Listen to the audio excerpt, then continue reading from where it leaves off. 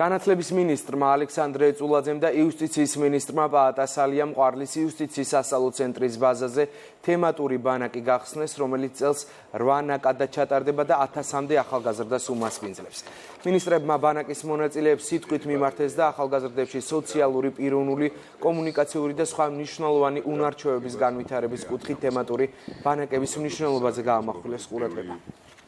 ჩვენთვის მნიშვნელოვანია ყველა ქართველი ახალგაზრდისათვის იქნებოდეს ჩვენ ქვეყანაში შესაძლებლობები საკუთარი პოტენციალის და ნიჭის რეალიზებისთვის. ახალგაზრდობის სააგენტოს ყველა პროექტი სწორედ ამ მიზანს ემსახურება, მათ შორის დღევანდელი თემატური ბანაკიც, სადაც მონაწილეებს ექნებათ საშუალება, რომ განევითარონ სხვადასხვა რბილი უნარები და გამჭვირვალე კომპეტენციები, მათ შორის კომუნიკაციის, ლიდერობის და ასე შემდეგ. იუსტიციის სასწავლო ცენტრი, ახალგაზრდობის სააგენტო და ქუთაისის ახალგაზრდული საუნივერსიტეტო ქალაქი მართავენ ერთობლივ ღონისძიებას. ეს არის სტუდენტური ახალგაზრდული ბანაკი.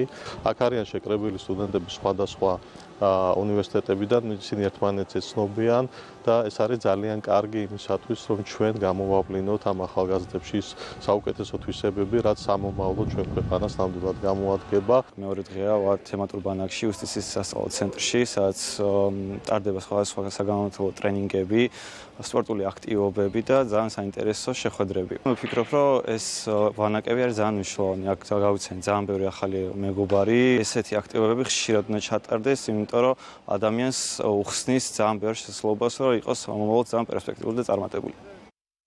საპატრიარქოს